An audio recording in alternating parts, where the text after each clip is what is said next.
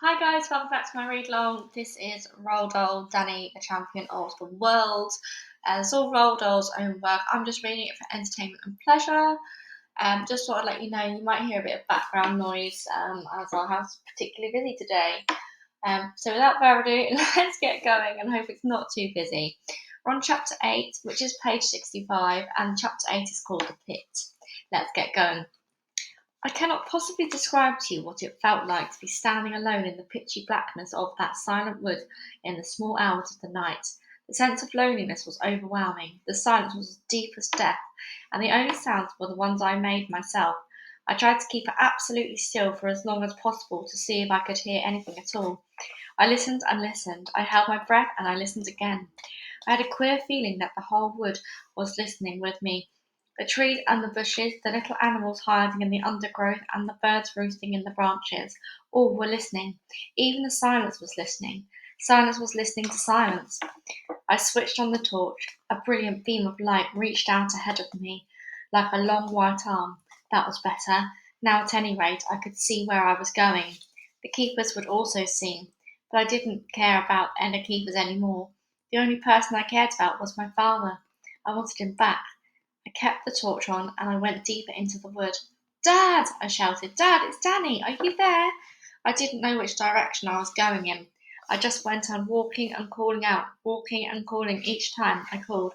I would stop and listen, but no answer came. After a time, my voice began to go all trembly. I started to say silly things like, "Oh, Dad, please tell me where you are. Please answer me. Please, oh, please." And I knew that if I wasn't careful, the sheer hopelessness of it all would get the better of me, and I would simply give up and lie down under the trees. "Are you there, Dad? Are you there?" I shouted. "It's Danny." I stood still, listening, listening, listening, and in the silence that followed, I heard thought I heard the faint, oh so faint, human sound of a human voice. I froze and kept listening. Yes, it was again. I ran towards the sound. "Dad!" I shouted. "It's Danny!" "Where are you?" I stopped and listened. This time the answer came just as loud enough for me to hear the words. "I'm here," the voice called out. "Over here." It was him. I was so excited my legs began to get all shaky. "Where are you, Danny?" my father called out. "I'm here, Dad, I'm coming."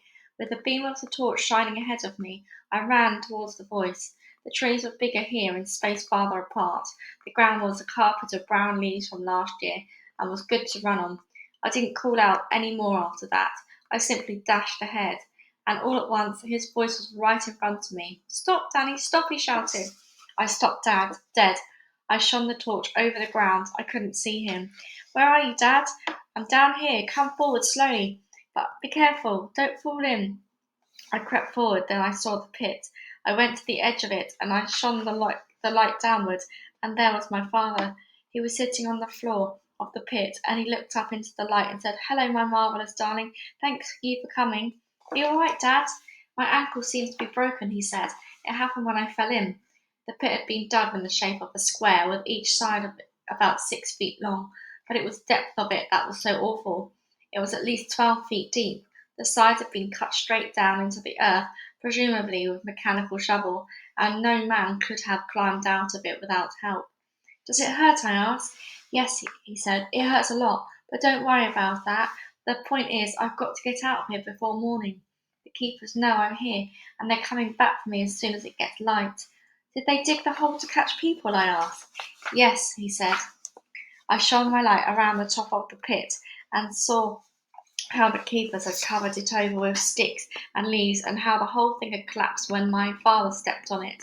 It was the kind of trap hunters in Africa dig to catch wild animals. "Do the keepers know who you are?" I asked. "No," he said. "Two of them came and shone a light down on me, but I covered my face with my arms, and they couldn't recognize me. I heard them trying to guess. They were guessing all sorts of names, but they didn't mention mine. Then one of them shouted, 'We'll find out who you are all right in the morning, my lad. And guess who's coming with us to fish you out?' I didn't answer. I didn't want them to hear my voice. We'll tell you who's coming," he said. "Mr. Victor Hazel himself is coming with us to say hello to you." And the other one said, "Boy, I'd hate to think what he's going to do when he gets his hands on you."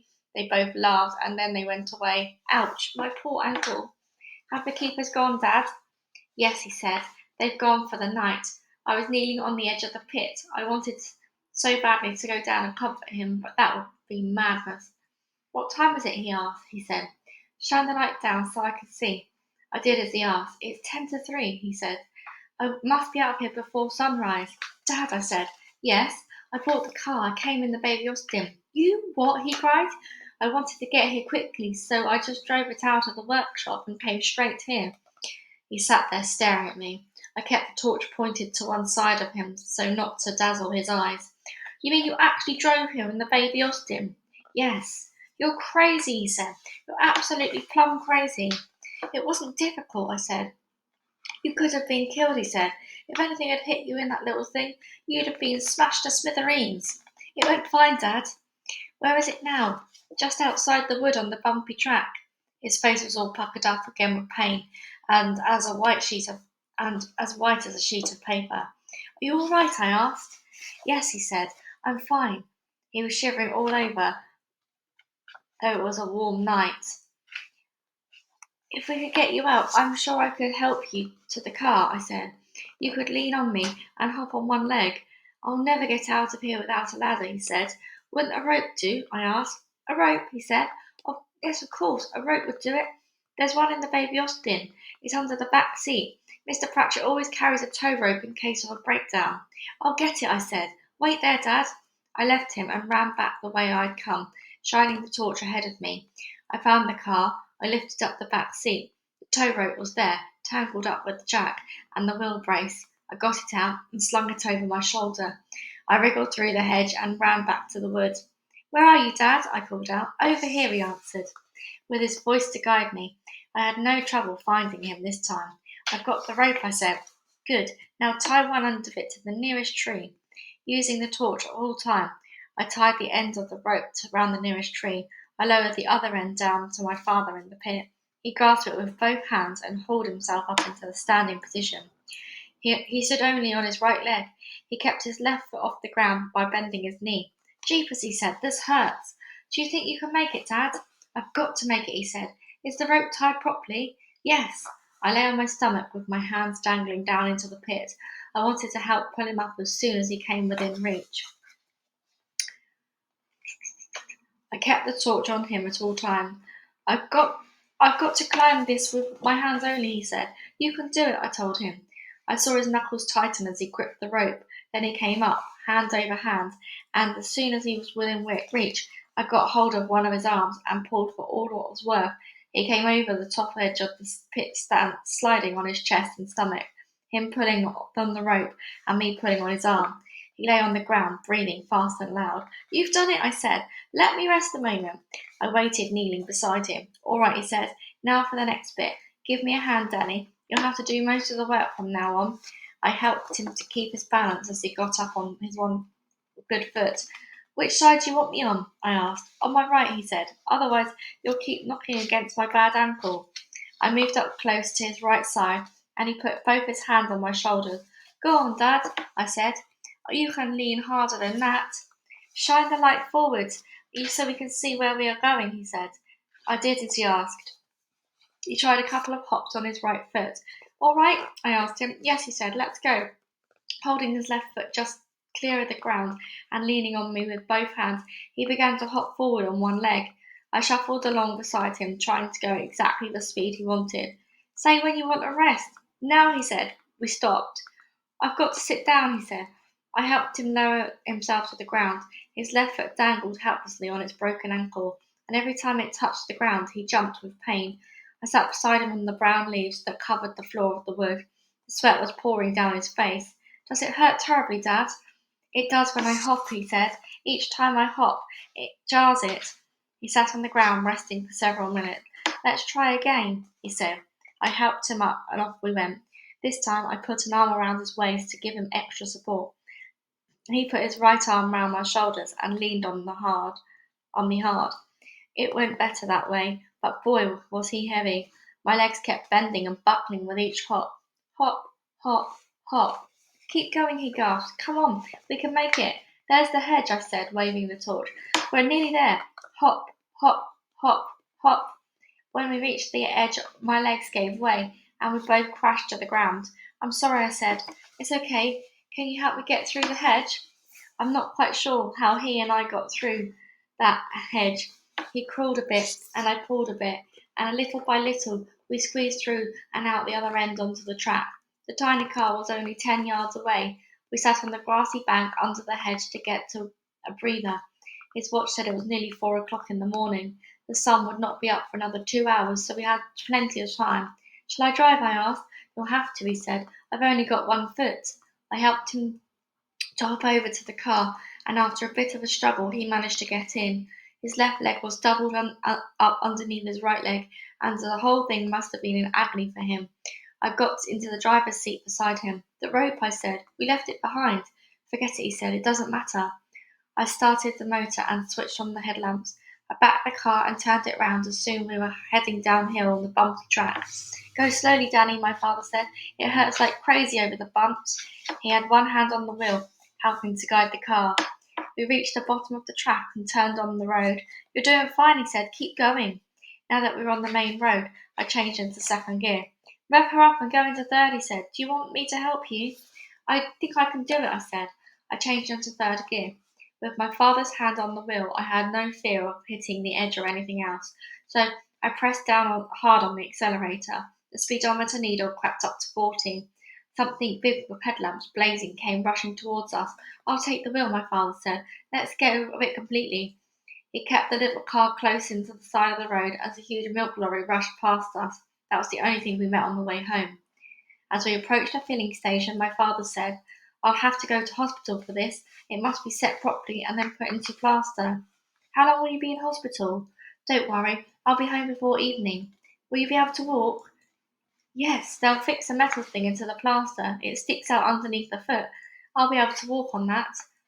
Should we go to the hospital now? No, he said. I'll just lie on the floor of the workshop and wait till it's time to call Dr. Spencer. He'll arrange everything. Call him now, I said. No, I don't like waking doctors up at 4:30 in the morning. We'll call him at 7. What will you tell him, Dad? I mean, about how it happened. I'll tell him the truth, my father said. Dr. Spencer is my friend. We pulled into the filling station and I parked the car right up against the workshop doors. I helped my father to get out. Then I held him round the waist as he hopped a short distance into the workshop. Inside the workshop, he leaned against a tall bench for the support and told me what to do next. First, I spread some sheets of newspaper out over the oily floor.